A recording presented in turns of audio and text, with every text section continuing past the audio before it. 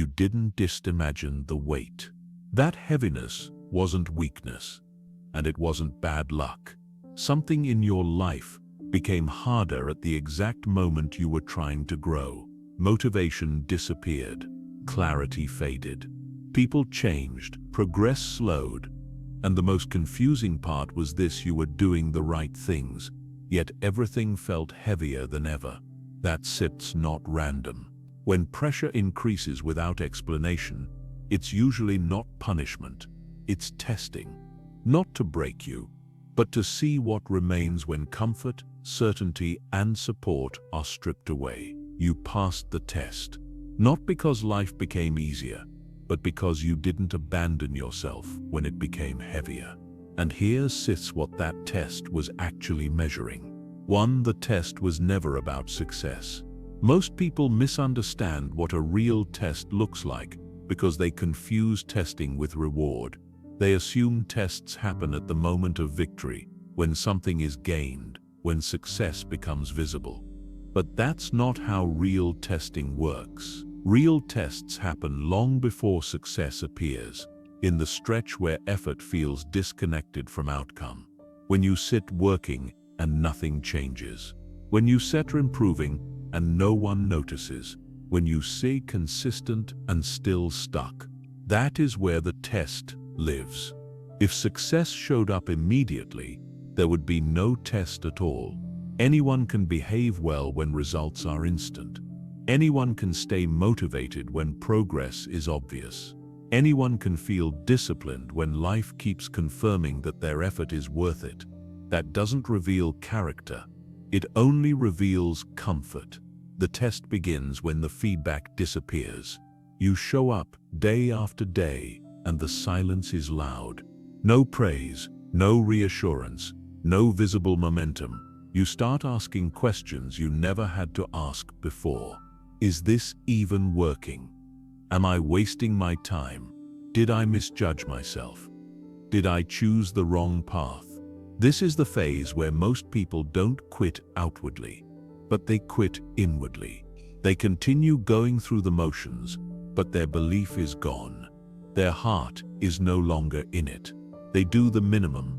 They become cynical. They start looking for exits that don't require them to admit defeat. Externally, they look fine. Internally, they've already left. That's why so many people stay busy but never build anything meaningful. Their actions continue, but their standards collapse. Their discipline becomes conditional. Their values become flexible when pressure increases. That is failure, even if it never looks like it. The test wasn't asking whether you could win. It was asking whether you would remain intact while waiting, whether you would hold your standards when breaking them would bring relief, whether you would protect your integrity when compromising it would make things easier. And you were given opportunities to compromise. They always show up during this phase. Shortcuts that would have sped things up but left you hollow. Excuses that would have justified quitting without shame. Distractions that would have numbed the discomfort without solving it. Those options are not accidents. They are part of the test. Many people take them not because they are weak, but because they misunderstand what they're being evaluated on. They think the goal is to escape discomfort as quickly as possible. They don't realize the discomfort is the point. You didn't take those exits. When motivation disappeared, you didn't replace discipline with excuses. When no one was watching, you didn't lower your standards. When the pressure increased, you didn't betray your values just to feel better. That matters more than any visible outcome. Because success without integrity is fragile. It collapses the moment pressure returns. Success without discipline is temporary. It disappears when conditions change. Success without self-respect eventually becomes self-contempt. The test was making sure that didn't happen to you. It was testing whether you were chasing success to feel worthy or building worth regardless of success. Whether you needed external proof to stay committed or whether commitment itself was non-negotiable. That sips a different level of maturity. Most people never pass this stage because it feels unfair. They believe effort should guarantee reward, and when that guarantee doesn't materialize, resentment builds. They begin to feel entitled to outcomes. Entitlement is the silent killer of growth. It makes people bitter instead of better. You didn't let entitlement take root. You accepted the delay without abandoning the work. You allowed frustration without letting it poison your character. You stayed aligned with who you said you were, even when there was no immediate benefit for doing so. That's not passive patience. That's active strength. And here's the part that's difficult for many to accept. This test had nothing to do with making you successful. It was about making you stable. Success amplifies whatever is already there. If your foundation is weak, success will expose it. If your values are shaky, success will test them harder than struggle ever did. If your discipline is inconsistent, success will destroy your structure through excess. The delay was protecting you. It was making sure that if and when things change, you won't collapse under them, that you won't panic when pressure shifts, that you won't lose yourself when attention arrives, that you won't become someone you don't respect just to keep what you gain. You weren't set being ignored. You were being built. The reason this test felt so heavy is because it was internal. No one else could see it. No one else could validate it. There was no external scorecard. Only you knew what you were resisting. Only you knew what you refused to compromise. Only you knew how many times quitting would have been easier. And that's exactly why it counts. You passed, not because you achieved something impressive, but because you refused to become someone lesser in the process. You protected your standards when they were most vulnerable. You honored your values when they were inconvenient. You stayed disciplined when discipline stopped being rewarding. That sits the real test, and passing it changes what you're capable of handling next. 2. The heaviness was meant to remove dependencies. Before the test began, you were relying on things you didn't realize you depended on. Not in an obvious way, not in a dramatic, unhealthy way, but subtly enough that you thought you were self-sufficient when you weren't. You depended on feedback, on reassurance, on momentum, on things going more or less according to plan. As long as those supports were present, you functioned well, you stayed motivated, you felt confident, you trusted yourself. But that confidence was conditional. It was quietly tied to external stability. So the test removed those conditions. The encouragement slowed down. The signals disappeared. The routine broke. The sense of progress faded. And suddenly, the same person in the same body felt heavier, slower, more uncertain. That's not because you were failing. It's because the supports were gone. Most people never notice how dependent they are until the dependency is removed. They believe they are strong because things are working. They believe they are disciplined because the environment makes discipline easy. They believe they are stable because nothing is shaking them. The test introduces instability on purpose. It wants to see what happens when you no longer receive emotional reinforcement, when no one reminds you that you're doing well, when you don't get confirmation that your effort is paying off, when there's no one to lean on, blame, or follow. This is where many people break, not dramatically, but quietly. They start seeking replacement dependencies. They chase validation in new places. They attach themselves to distractions. They lower their standards just to regain a sense of comfort. They become needy without realizing it. Needy for reassurance. Needy for certainty. Needy for relief. And that neediness erodes strength faster than failure ever could. You were pushed into this phase deliberately. The heaviness wasn't meant to crush you. It was meant to force you to stand without leaning, to move without being carried, to decide without being guided. The test was asking one question: can you regulate yourself when nothing outside of you is regulating you? That sits a rare skill. Most people require external structure to function. They need deadlines, praise, pressure, or fear to stay engaged. Remove those, and they drift. They procrastinate. They spiral. They lose direction. You didn't stect. You felt the absence. You noticed the weight, but instead of collapsing or chasing relief, you adapted. You learned to self-correct. You learned to sit with uncertainty without panicking. You learned to continue without applause. That's not emotional numbness. That's internal stability. This is also why the test felt isolating. When external dependencies are removed, loneliness surfaces, not because you are abandoned, but because you are no longer being propped up. You're standing on your own nervous system for the first time. That's uncomfortable. It exposes every weakness in your internal structure: your patience, your self-trust, your emotional regulation, your ability to delay gratification. Most people avoid this stage at all costs. They stay busy, loud, distracted, or attached, just to avoid meeting themselves without buffers. You didn't sit, avoid it. You stayed present, even when it was uncomfortable. You resisted the urge to numb yourself with noise. You didn't rush into shallow fixes just to feel normal again. You allowed the dependency to die instead of reviving it. That sits growth most people never experience.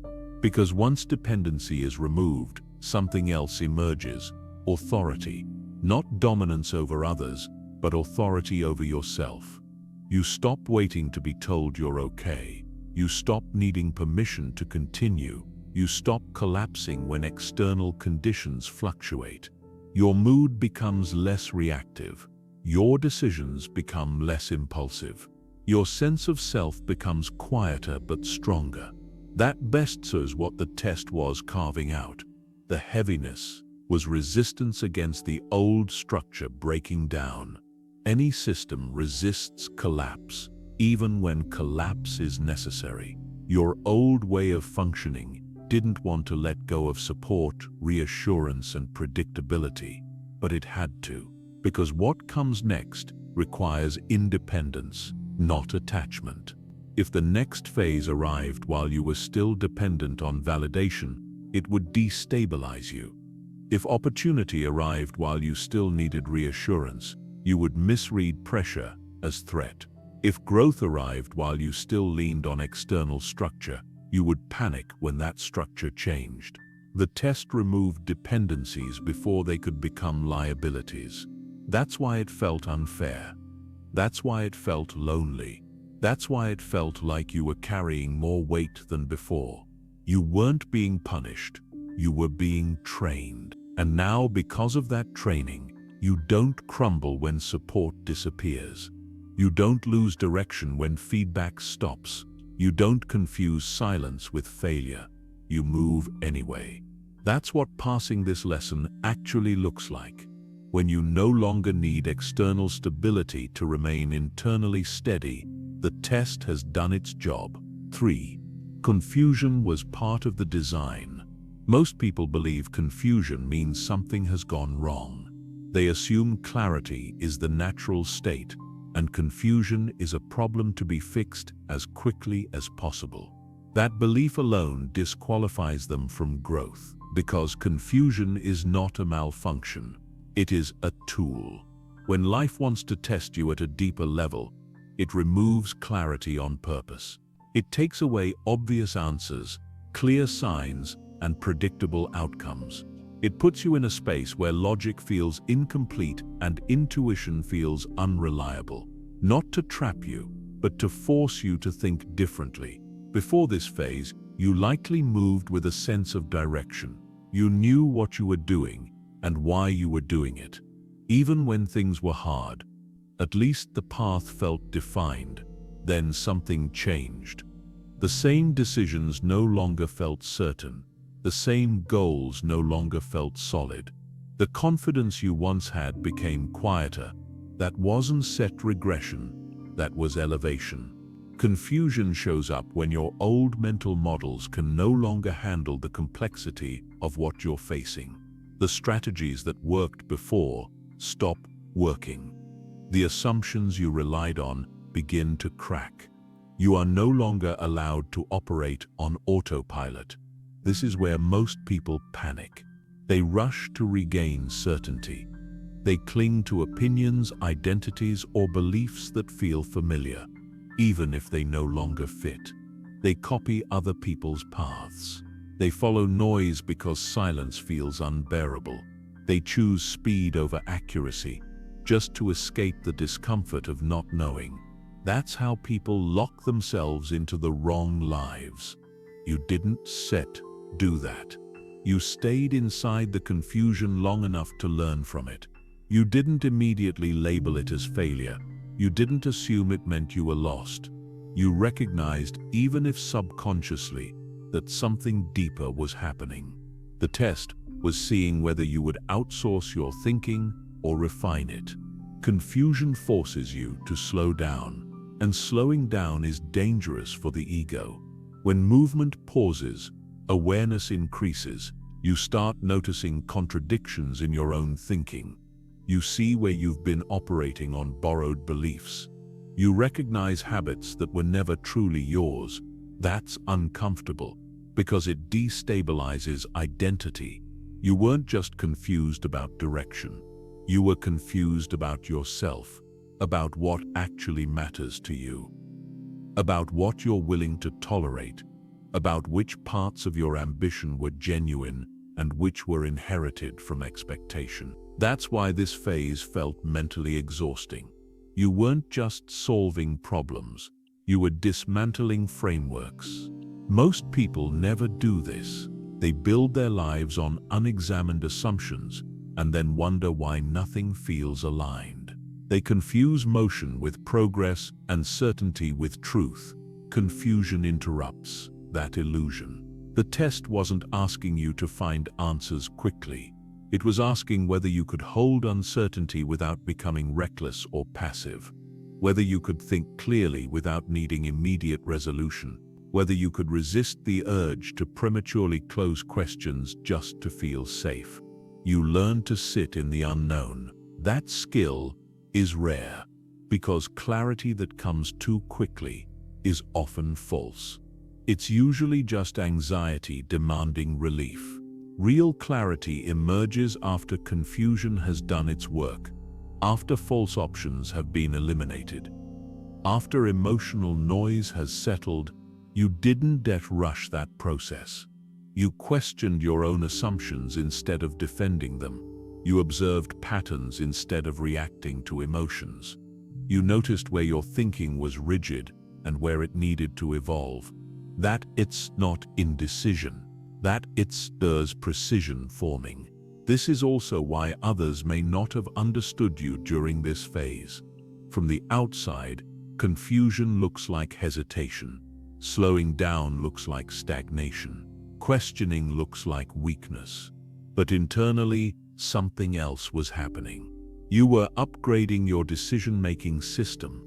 You became less reactive, less impulsive, less driven by urgency, and more deliberate. Confusion stripped away false certainty and replaced it with discernment. Instead of rushing toward answers, you began evaluating questions. Instead of chasing clarity, you started building judgment. That sips a higher level of thinking. The test needed you to experience confusion, because the next phase requires discernment, not certainty. Certainty makes people rigid. Discernment makes them adaptable. Certainty collapses under new information. Discernment adjusts without panic.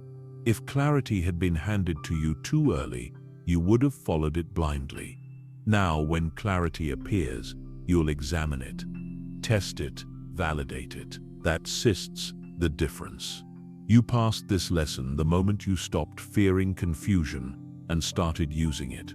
When you allowed not knowing to sharpen your awareness instead of weakening your resolve, confusion didn't mean you were lost. It meant you were no longer operating on shallow understanding, and that change stays with you permanently. 4. Isolation revealed your core. Isolation did not arrive suddenly, and it did not announce itself. It crept in quietly through changes you could not immediately explain.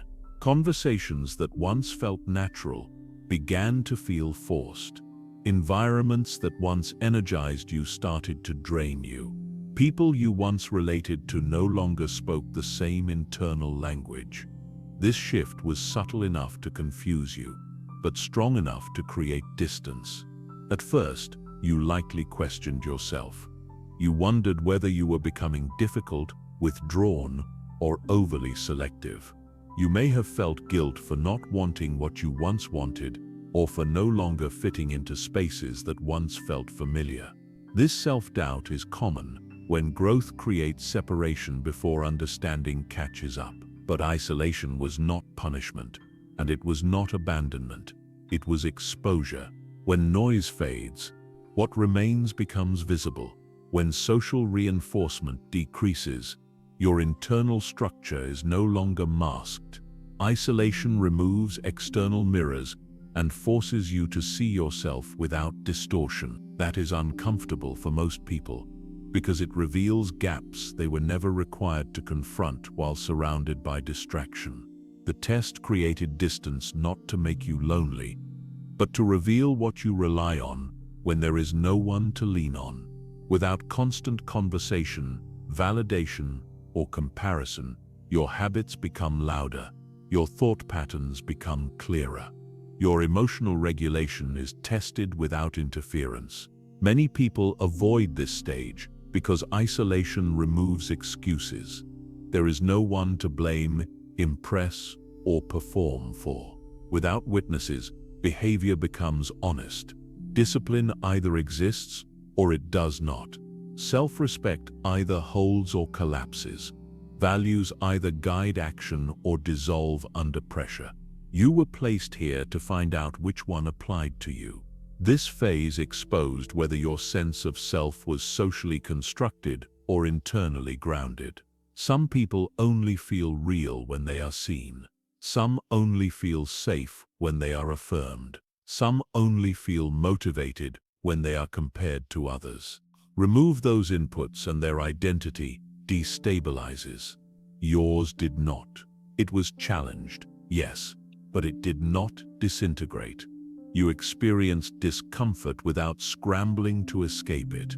You did not rush to fill the silence with shallow connection or meaningless noise. You allowed the quiet to exist long enough to teach you something about yourself. That lesson was not flattering, but it was necessary. Isolation showed you where your attention actually goes when nothing is demanding it. It revealed how you treat yourself when no one is watching. It exposed the difference between solitude and loneliness, between being alone and being empty. You learned that silence is not dangerous, but dependence on stimulation is. You learned that presence does not require audience. You learned that self-trust is built in private, not in performance. This is also where emotional maturity either forms or fractures. Without social buffers, emotions surface raw. Insecurity, restlessness, boredom, regret, and fear rise without distraction. Many people panic at this point and immediately seek escape. They reattach to unhealthy dynamics, lower standards, or numb themselves through constant consumption. You didn't do that. You stayed long enough for emotional turbulence to settle into clarity. You allowed discomfort to pass without acting on it.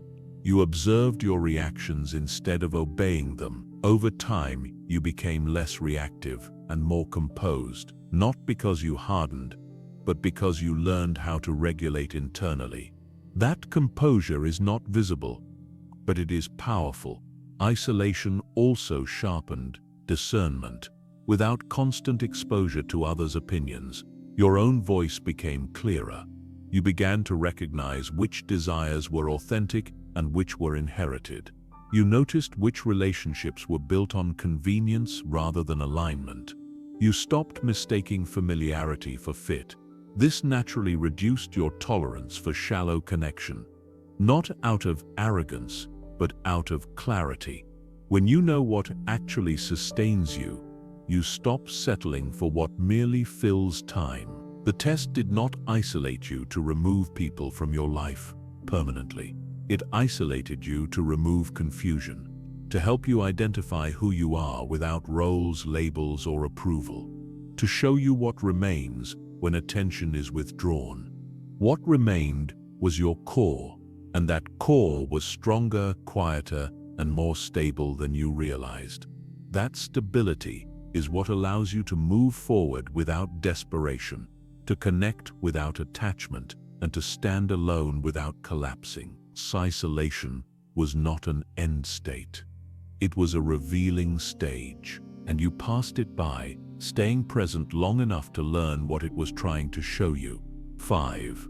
The delay was testing your entitlement. At some point during this process, a quiet thought surfaced, even if you didn't fully admit it to yourself. A sense that you had done enough, that you had waited long enough, that the struggle should be over by now, that relief was owed to you. That thought is human, but it is also dangerous. Entitlement does not always look like arrogance. More often, it looks like disappointment, like silent resentment, like the belief that effort guarantees reward on a predictable timeline. When reality violates that expectation, frustration builds, and with it, a subtle withdrawal of commitment. This is where many people fail the test without realizing it. They don't quit outright. They continue working, but their relationship with the work changes. They become bitter instead of patient. They comply instead of commit. They do what is required, but no longer with care or conviction. They feel wronged by the delay and begin operating from grievance rather than purpose. That shift corrodes everything. The delay you experienced was not accidental. It was not bad timing or oversight. It was pressure applied to expose whether your discipline was conditional or grounded, whether your perseverance was driven by expectation or by principle. Would you continue if nothing improved soon? Would you maintain standards without external payoff? Would you stay aligned even when effort felt invisible? Those questions cannot be answered in comfort. They require waiting longer than feels fair. This is why the delay felt personal. It challenged your internal narrative about deservingness. It confronted the idea that doing the right things should automatically lead to ease. That belief is widespread, and it quietly sabotages people who otherwise have potential. Reality does not reward effort alone. It rewards alignment, timing, consistency, and resilience under uncertainty. Effort without entitlement creates capacity. Effort with entitlement creates fragility. The test was removing fragility. Every extra day of waiting applied pressure to your expectations. It tested whether you would negotiate your values for relief, whether you would cut corners to regain a sense of control, whether you would lower your standards and call it realism. Many people do exactly that. They reframe surrender as maturity. They call quitting wisdom. They justify compromise as balance. On the surface, it sounds reasonable. Underneath, it is resentment wearing a rational mask. You did not take that route. You experienced frustration without allowing it to define you. You felt impatience without letting it dictate your decisions. You allowed yourself to acknowledge the discomfort of waiting without turning that discomfort into bitterness. That restraint matters more than speed. The delay was also teaching you something uncomfortable about motivation. Motivation driven by reward is unstable. It collapses when the reward is postponed. True discipline is not fueled by excitement or expectation. It is fueled by identity, by the refusal to act out of alignment with who you are, regardless of outcome. During this phase, you learned to operate without guarantees. You continued not because success was promised, but because walking away would have required betraying your own standards. That is a higher form of commitment. The test was also recalibrating your relationship with time. Most people underestimate how long meaningful change takes. They intellectually accept patience, but emotionally resist it. They expect progress to follow linear timelines and become discouraged when it doesn't. You were forced to confront that illusion. The delay stretched you beyond your preferred time frame. It removed your ability to predict when things would improve, and in doing so, it stripped away your illusion of control. That loss is uncomfortable, but it is necessary for growth that lasts. Control breeds anxiety. Acceptance builds endurance. By staying engaged through delay, you developed endurance. You became less reactive to timelines, less attached to outcomes, less shaken by the absence of immediate results. That emotional steadiness is rare, and it cannot be taught quickly. It must be earned through waiting without collapsing. The delay did not mean you were forgotten. It meant you were being taught to move without entitlement, to continue without resentment, to work without guarantees. These qualities are essential for whatever comes next, because the next phase will introduce pressure of a different kind: attention, responsibility, consequence. Without the lesson of delay, those pressures would destabilize you. You passed this test by refusing to let waiting turn you into someone bitter, careless, or compromised. You stayed aligned longer than felt fair, and that is exactly why the delay existed. 6. The test shifted your identity. The most important change that happened during this period was not external. It did not show up as a visible achievement, a clear milestone, or an obvious transformation. It happened quietly, underneath your awareness, as your identity adjusted to sustained pressure. Before the test, you likely saw yourself as someone who tries, someone who puts in effort, sets intentions, and hopes conditions will align. There is nothing wrong with that identity, but it is fragile. It relies on motivation, favorable circumstances, and emotional momentum to stay intact. The test slowly dismantled that version of you. As pressure continued and relief did not arrive, trying was no longer enough. Effort without feedback forced a deeper adaptation. You could not rely on enthusiasm, optimism, or external validation to keep going. You had to develop something more stable than motivation. You became someone who endures. Endurance is not dramatic. It does not feel heroic. It feels steady, restrained, and often invisible. It is the ability to continue without emotional payoff, to remain aligned when circumstances do not improve, to act with consistency even when the internal reward system is quiet. This shift did not happen all at once. It formed gradually, through repeated exposure to difficulty without escape. Each time you faced resistance and stayed present, your nervous system learned a new baseline.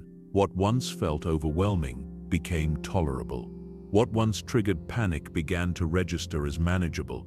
That is not numbness. That is regulation.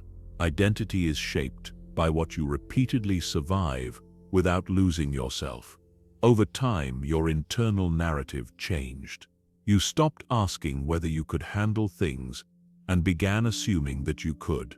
You stopped reacting emotionally to every setback because setbacks became familiar rather than threatening. This familiarity with difficulty altered how you interpret challenges. Instead of seeing resistance as a signal to retreat, you began to see it as information, something to be assessed, adjusted for, and worked through. That perspective shift reduces fear and increases precision.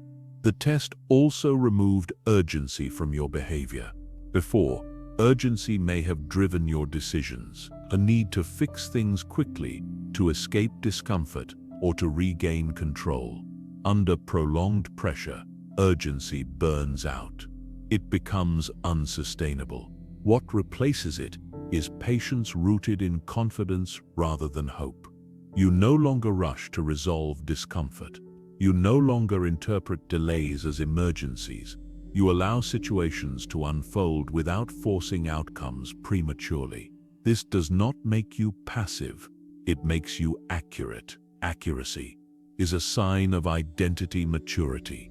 Another part of this shift was emotional containment. You learned not to externalize every feeling, not to seek immediate relief through expression or reaction.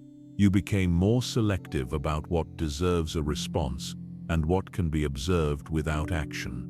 This restraint does not suppress emotion, it organizes it. As a result, your presence changed. You became calmer under pressure, less reactive in conversation, less defensive when challenged. Others may have noticed this as distance or seriousness, but in reality it was composure forming. Composure is not coldness, it is clarity under strain. The test also clarified what you are no longer willing to tolerate. Endurance does not mean accepting everything. It sharpens boundaries. When you know you can withstand discomfort, you stop tolerating dysfunction. You become less willing to engage in patterns that drain energy without purpose. This selectivity is not arrogance, it is conservation. Your identity shifted from someone seeking validation through effort to someone anchored in self-respect through consistency. That difference changes how you move through the world. You no longer need constant affirmation to stay aligned. You no longer negotiate your values for temporary relief. That internal solidity is what makes future pressure manageable. The test needed to reshape your identity because the next phase will not accommodate instability. Whatever responsibilities, opportunities, or challenges lie ahead will require emotional regulation, discernment, and endurance. The version of you that relied on motivation would not have held up. The version of you that endures will. You did not become harder. You became steadier. You did not lose sensitivity. You gained control. You did not abandon hope. You anchored it in something more reliable than circumstance. That is the identity the test was designed to produce. And once that identity is formed, it does not disappear when conditions improve. It becomes the foundation for everything that follows. 7. What comes next requires the version you became. The test did not exist to prepare you for survival. It existed to prepare you for responsibility. That distinction matters because survival hardens people, but responsibility stabilizes them. What comes next in your life will not reward urgency, desperation, or raw ambition. It will demand steadiness, judgment, and restraint. That is why the test could not end earlier. If circumstances had improved before this internal shift was complete, you would have misread relief as resolution. You would have returned to old patterns with new confidence, repeating cycles instead of breaking them. The test had to continue until your responses changed, not just your situation. What changed most was how you relate to pressure. Pressure no longer feels like an emergency. It feels like a condition to be managed. You do not rush to escape discomfort or force outcomes. You assess, adapt, and move deliberately. This alone separates you from most people, because most people act from urgency rather than clarity. The next phase of your life requires this clarity. Opportunities, when they arrive, do not come clean or simple. They bring complexity, trade-offs, and consequences. Without emotional regulation, opportunity becomes overwhelming. Without discernment, it becomes dangerous. Without patience, it becomes misused. You are now equipped for that complexity. You are less reactive to praise and less destabilized by criticism. You no longer over-identify with outcomes.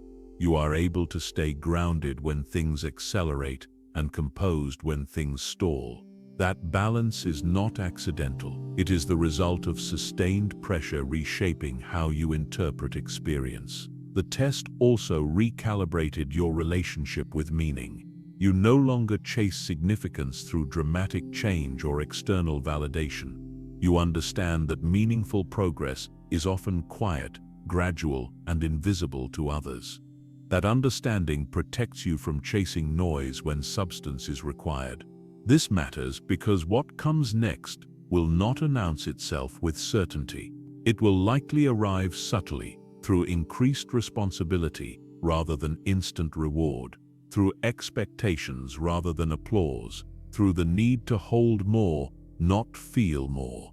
Without the version of you that now exists, that weight would have been destabilizing.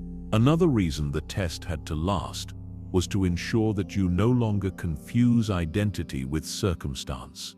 You are no longer only confident when things are going well. You no longer collapse when conditions are unclear. Your sense of self is less dependent on what is happening around you and more anchored in how you respond. That anchoring is what allows progress without self-betrayal. You now know that you can carry uncertainty without panicking. You can wait without resenting. You can work without guarantees. You can be alone without losing direction. These are not small traits. They are prerequisites for any phase that involves leadership, creation, or sustained responsibility. Most people never develop them because they escape pressure too early. The test also taught you restraint. You no longer feel compelled to explain yourself, prove yourself, or announce your progress. You understand that real change does not need performance. It needs consistency. This restraint will protect what you build from unnecessary exposure and premature judgment. What comes next will not reward noise. It will reward containment. This does not mean life will suddenly become easy. It means difficulty will no longer destabilize you in the same way. The difference is subtle but profound. Difficulty becomes part of the environment rather than a threat to your identity. That shift allows long-term momentum. The test ends not when circumstances improve, but when your internal responses stabilize. That is when the pressure no longer produces panic, bitterness, or self-doubt. That is when you stop asking when things will change and start trusting how you will handle them when they do. You are there now. The version of you that exists after this test does not need reassurance about the future. It does not require guarantees. It does not depend on perfect conditions. It knows that whatever unfolds will be met with clarity, patience, and control. That is why the heaviness lifted, not because the test was cruel, but because it was complete. What comes next does not require you to become someone else. It requires the person you already proved yourself to be. Nothing about this period was random, and nothing about it was wasted. The weight you carried was not there to break you or delay you out of cruelty. It was there to strip away what you no longer needed and strengthen what had to remain. You were tested in silence, without reassurance, without clarity, and without guarantees. And you did not collapse into bitterness, shortcuts, or self-betrayal. You stayed aligned when it would have been easier to compromise. You endured when walking away would have felt justified. You matured when regression was an option. That is why this phase ends. Not because life suddenly became generous, but because you became stable. Not because everything is solved, but because you are no longer undone by uncertainty. You no longer need pressure to prove who you are. And you no longer need relief to keep moving. Whatever comes next will meet a version of you that can carry it without losing yourself. And that is what passing the test actually means.